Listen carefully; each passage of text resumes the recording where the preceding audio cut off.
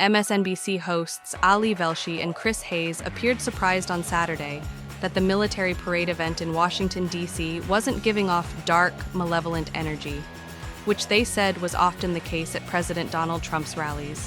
One thing I will say, I want to go back to you, Ali, that, again, when we talk about the sort of tension in the country, and sometimes, you and I have both been at Trump rallies, those can be very tense, a kind of, I would say, kind of a dark, malevolent energy, sometimes in them, not always.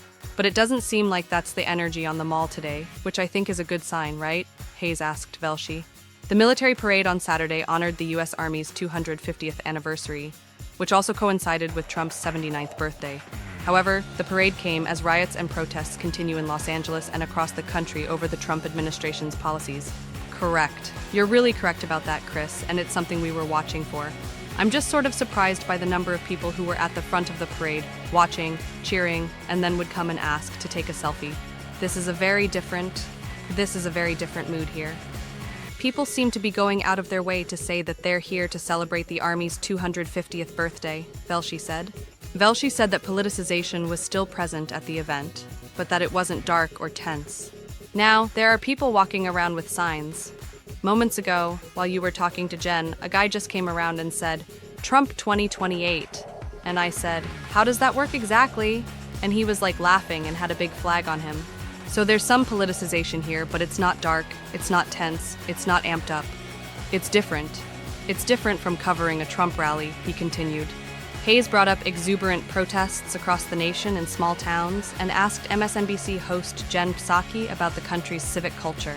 There's sort of a feeling of hope, I think, and this speaks to what Ali is sort of experiencing, is that the country's civic culture and democratic culture is actually quite strong and sort of is an enormous asset that we have when we compare ourselves to other places.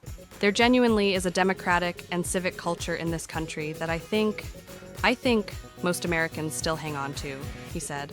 MSNBC's Jen Psaki said it was encouraging to hear that there is a calm and that it isn't overly exercised among the people attending.